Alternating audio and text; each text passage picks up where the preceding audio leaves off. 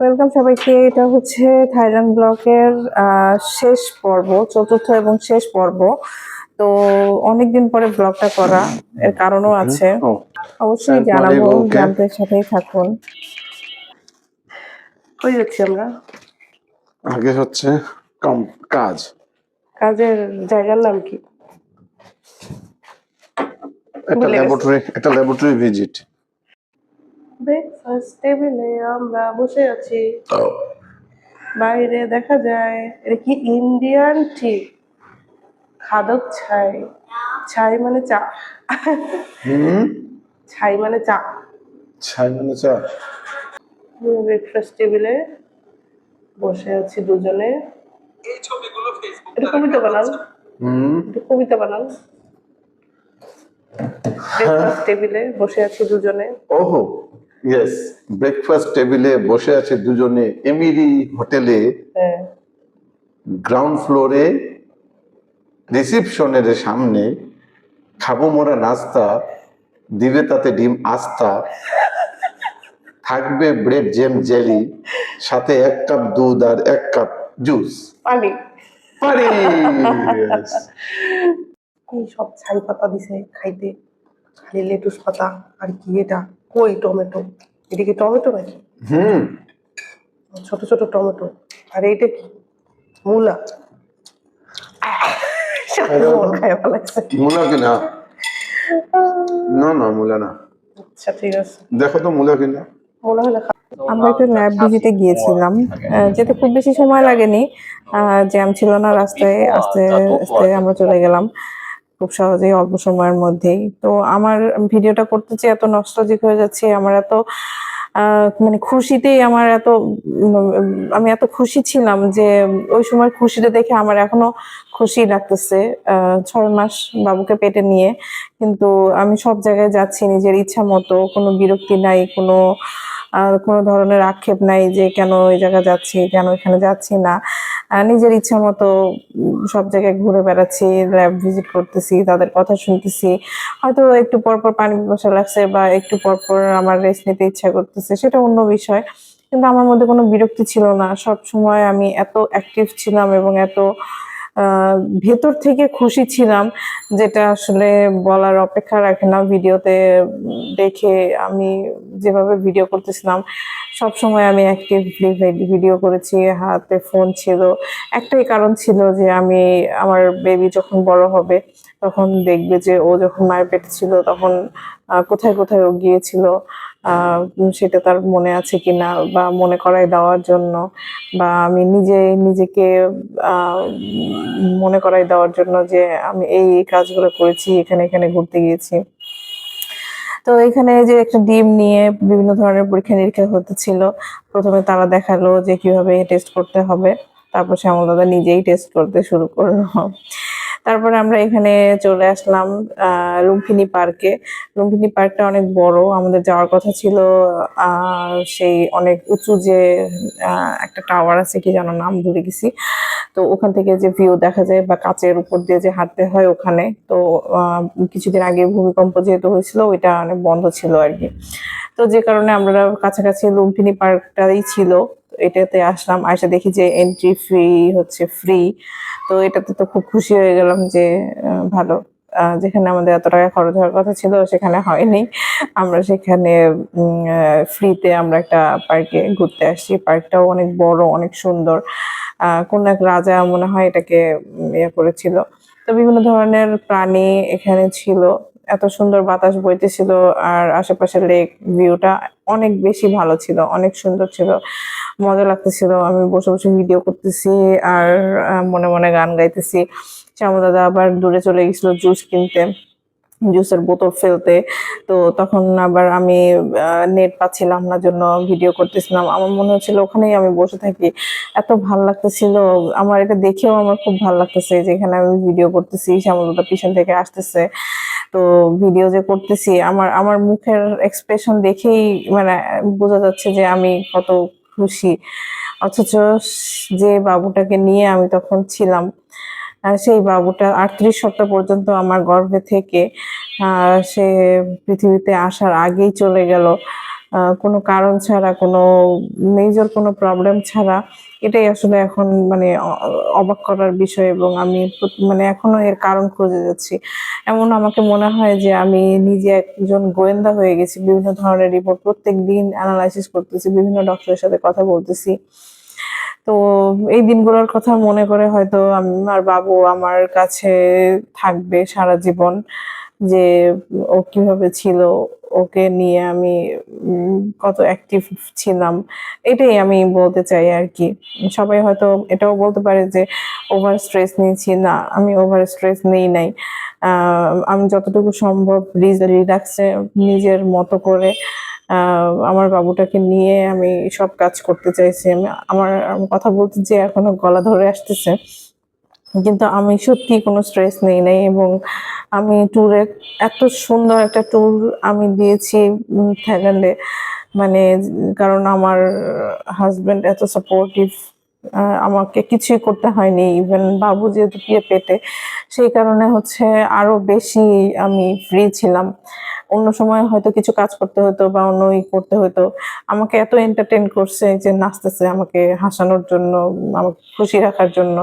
মানে পুরো মাস ৩৮ টা মাস আমি এত হ্যাপি ছিলাম, এত খুশি ছিলাম। মানে আমি একদিন মনে হয় বলেছিলাম যে প্রতি বছর, বছর একটা করে বাচ্চা নিবো আমি। মানে এত হ্যাপি থাকার জন্য মানুষ আমাকে এত কেয়ার করতেছে, আমার হাসব্যান্ড আমাকে এত কেয়ার করতেছে। তো যাই হোক, দুঃখের কথা সবসময় বলতে হয় না। এখান থেকে হ্যাপিনেস নিতে হবে।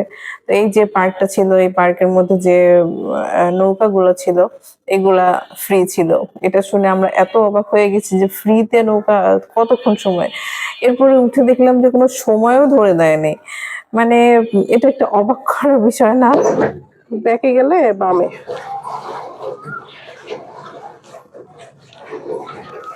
সামনে একটা বড় মাথা, সামনে বড় মাথার জন্য কিছু দেখা যায় না। একটা সুন্দর একটা ইকোসিস্টেম, অনেক ধরনের প্রাণী। এই যে দেখা যাচ্ছে একটা কচ্ছপ বসে আছে, রোদ পোহাচ্ছে। আবার সামনে ওই যে গর্তের মধ্যে দেখা যাচ্ছে যে গুইসাপ জাতীয় এক ধরনের প্রাণী, যদিও এটার নাম হচ্ছে কমোডো ড্রাগন। এক ভাইয়া বলেছিল, কিন্তু নেটে সার্চ করে দেখলাম আবার আরেকটা নাম। তো যাই হোক, এগুলা ফ্রিলি তারা ঘোরাফেরা করে। এমন এই যে কত বড় একটা, মানে একটা দুইটা ছোট ছোট অনেকগুলা ছিল। বিভিন্ন জায়গায়, পার্কের বিভিন্ন জায়গায় তারা হচ্ছে গিয়ে মানে অবাধে বিচরণ করতেছে। মানে তাদের কোনো ভয় নাই, কারণ কেউ তাদের কোনো ক্ষতি করতেছে না, বা তারাও কাউকে ক্ষতি করতেছে না। তো এটা খুবই মানে মজার ছিল। সবাই ছবি তুলতেছিল, আমরাও দেখতেছিলাম। তো এখানে আবার একটা গাছের সাপোর্ট সিস্টেম দেখে এত ভাল লাগলো যে কি বুদ্ধি তাদের মাথায়, যে গাছটা নিচে পড়ে যাবে না, এবং বিভিন্ন গাছকে সোজা রাখার জন্য যে কৌশল বা বাতাস ব্যবহার করে শক্তি উৎপন্ন করার যে জিনিসগুলা, তো এগুলো খুবই অ্যাট্রাক্ট করতেছিল আমাদের। আমরা দেখতেছিলাম আশেপাশের কি কি জিনিস আছে যেগুলো আমাদের বাংলাদেশে আমরা দেখি না, কিন্তু তাদের দেখি। তো এসব করতে করতে আমাদের ক্ষুধা লেগে গেছে। আমরা আর কোথাও খুঁজে না পেয়ে আমরা হচ্ছে বার্গার কিং এ চলে আসছি। আমাদের দুপুরের খাওয়া, sticky rice with chicken something, fried rice, fried potato, French fry, chicken. মনে হচ্ছে ট্রিমার লাগবে। দেখো, খাওয়া দাওয়া শেষ করে আমরা চলে গিয়েছিলাম একটা পেট শপে। বিভিন্ন ধরনের পেট আইটেম, ফুড, তারপরে তাদের অ্যাক্সেসরিজ, খেলনা, এগুলো দেখে লাস্টে আমরা চলে গিয়েছিলাম হলো প্যারাগন স্কয়ারে। তো এখানে যে নিজেকে আসলে খুবই মানে মনে হচ্ছিল যে না, এই জায়গাটা আমার জন্য না, এত বড় লোক সবাই। তো আমার খুবই অস্বস্তি লাগতেছিল। তো যাই হোক, এনজয় করছি শ্যামল দাদার সাথে, কিছু ছবি তুললাম, মজা করলাম, ঘুরলাম, দেখলাম, ফিরলাম, অনেক অভিজ্ঞতা হলো। রাজা রাজা, সব জায়গায় খালি রাজা। ওয়াও, কি সুন্দর ফুল আর গাছ দিয়ে ধরো। তো আমি আমার ব্র্যান্ড ছাড়া শপিং করি না, তো থাইল্যান্ডে এসেছি। লুই ভিটন থেকে একটা কি বলে ড্রেস নিয়েছি। তারপরে এই যে ডিওর থেকে আমি একটা ব্যাগ নেবো, একটা পারফিউম নেবো। আসলে এই জন্যই একটু আসলাম এখানে।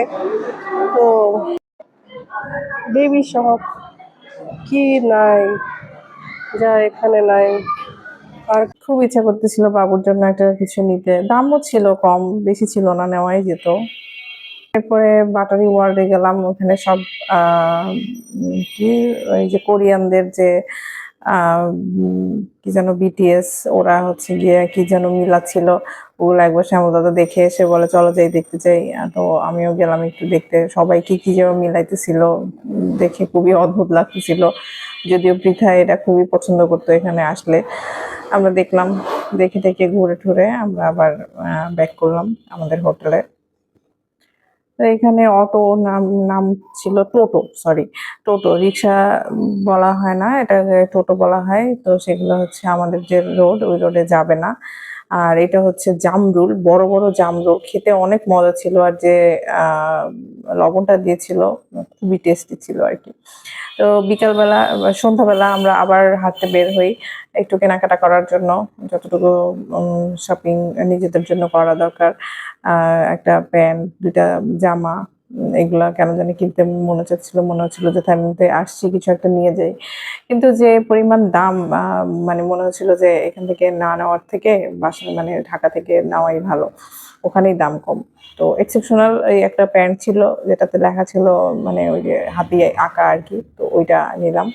আর এখানে পিৎজাটা এত মজা ছিল, মানে এই খাবারটা জোশ ছিল আর কি। আমার মনে হচ্ছিল যে বড় আর একটা কেন দিলাম না, ছোট্ট একটা পিৎজা দিয়েছিলাম। তো খুবই মজা ছিল আর কি। যদিও এটা ওরকম কোনো ব্র্যান্ড কিনা আমি জানি না, দা পিৎজা মনে হয়। তো এটা খুব সুন্দর ছিল আর কি, ভালো ছিল। শ্যামলা যেখানে যাবে সেখানেই তো কোনো ফ্রিতে কিছু পাইলে সে সেটা স্পিন করার চেষ্টা করবে। তো সে সেটা ট্রাই করতেছিল। পরে আসলো আবার ফিশ ফিঙ্গার, ওইটা খাইলাম, ওইটাও অনেক মজা ছিল। এই যে হচ্ছে সেই পিৎজাটা ছোটই নিয়েছিলাম আমরা আসলে, সব জিনিসই অল্প অল্প নিতাম টেস্ট করার জন্য, যাতে বেশি খাওয়া যায় আর কি। আর আমার তো বারে বারে ক্ষুধা লাগতো, বাবু পেটে থাকতে অনেক খাইতাম আমি, কিন্তু একসাথে বেশি না আর কি, অল্প অল্প করে খেতাম। তো ওই জন্য হচ্ছে অল্প করে নেওয়া, কিন্তু কেন জানি মনে হচ্ছিল ইস এত মজা, আর একটু নিতাম। এরপরে আবার হাঁটা, কারণ থাইল্যান্ডের রাস্তায় হাঁটা ছাড়া আর কোনো গতি নাই। হেঁটে হেঁটে যাচ্ছিলাম খাওয়ার জন্য আর কি লাস্টে। তো লাস্টে এই যে মুন হোটেল, বাংলাদেশি একটা হোটেল, ছেলেটা মনে হয় দিনাজপুরে থাকে, তো ওখানে আমরা খাওয়া দাওয়া করলাম। খাওয়া দাওয়া আলু ভর্তা, ভর্তা ভাজি, এগুলো অনেক কিছুই ছিল, বাঙালি আইটেম আর কি। তো শেষে খাওয়া দাওয়া করে অল্প একটু রাস্তা, মানে হেঁটেই যেতে পারতাম, কিন্তু আমি এতই টায়ার্ড ছিলাম, এতই খাওয়ার পরে আমার তখন খুব খারাপ লাগতো আর কি, হাঁটতে পারতাম না। তো ওই জন্য হচ্ছে শ্যামল দাদা গাড়িতেই নিয়ে গেল আর কি। আর এটা হচ্ছে আমাদের ফেরার দিন। হোটেল থেকে চেক আউট করলাম, করে হচ্ছে আমরা এয়ারপোর্টে চলে গেলাম। একটু তাড়া ছিল গাড়িতে, কিন্তু ড্রাইভার হচ্ছে কখনোই লেন ব্রেক করে না, কখনোই সে স্পিডের থেকে মানে ওভার স্পিডে যায় না। মানে শ্যামলদাদা বলতেছিল আমাদের ফ্লাইটে দেরি হয়ে যাচ্ছে একটু, তো বলে যে আমি কোনো রুলস ভঙ্গ করতে পারবো না তোমাদের জন্য। জিনিসটা খুব ভালো লাগছে আর কি। আর এই তো এইগুলা দেখতে দেখতে আমরা হচ্ছে আহ মানে চলে আসতেছিলাম ফ্লাইটের কাছাকাছি আর কি। তো যেহেতু দেরি হয়ে গেছিল ওই জন্য আমাদের নিজে নিজেই হচ্ছে প্যাকেজ ব্যাগ হচ্ছে ইয়ে করতে হচ্ছিল, বোর্ডিং পাস কমপ্লিট করতে হচ্ছিল। তো আমি সমুদ্র মন্থন দেখতে দেখতে হাঁটতে হাঁটতে, যদিও এইখানে হাঁটতে অনেক কষ্ট হচ্ছিল, শেষে শ্যামলদা বলতেছিল যে একটা হুইল চেয়ার নিয়ে নিলে তোমার জন্য ভালো হতো। তো আমিও ফিল করতেছিলাম কেন জানি আসলেই আমার হুইল চেয়ার নেওয়া দরকার ছিল, মানে আমি আর হাঁটতে পারতেছিলাম, এত হাঁটা, এত বড় এয়ারপোর্ট। আর মানে আমাদের ইয়ে ছিল C2 মনে হয়, কিন্তু সিতে যেতে এত পথ পাড়ি দিতে হবে আমরা আসলে বুঝি নাই, বুঝলে হয়তো একটা হুইল চেয়ার নিয়ে যেতাম। এই যে C1 থেকে C10, এরপরেও মনে হয় আমাদের অনেক দূর হাঁটা লাগছে, C2 এর পরেও আবার নিচে যাওয়া লাগছে। তো এই তো চলে আসছি ফ্লাইটের কাছে। তো এখান থেকে নামতে হবে, নেমে নিচে ওয়েট করলাম। কিছু খাবার ছিল সাথে, সেগুলো খেয়ে নিলাম। খেয়ে পরে আমাদের ফ্লাইট একটু ডিলে ছিল, তো আমরা বসেছিলাম ফ্রেশ ট্রেশ হয়ে একদম লাস্টে, মানে সবাই চলে যাচ্ছে লাইনে, আমরা একদম লাস্টে লাইনের কাছাকাছি এসে বসে আছি আর কি, কারণ আগে থেকে যে দাঁড়ায় লাইনে কষ্ট করে তো লাভ নেই। আহ, এই যে আমাকে দেখে কিন্তু মানে আমি টায়ার্ড ছিলাম, কিন্তু মনে হচ্ছিল না, এত খুশি ছিলাম আমি।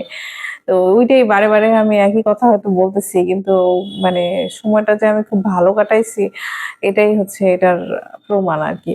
তো যাই হোক, আমার ছেলেটা পৃথিবীর আলো দেখার সুযোগ পায়নি। সে ভালো থাকুক, তার সাথে অনেক ভালো স্মৃতি আমার কাটছে, আমি এই স্মৃতিগুলো মনে রাখতে চাই। কেউ মনে রাখুক বা না রাখুক, আমি রাখতে চাই। আমি তোমাকে ভালোবাসি। বাবুর নাম রাখতে চেয়েছিলাম শারদ, শারদ শুভ্র। আমার কাছে তো নাই। ভালো থাকিস বাবা। আপনারাও সবাই ভালো থাকবেন। Take care. Good by.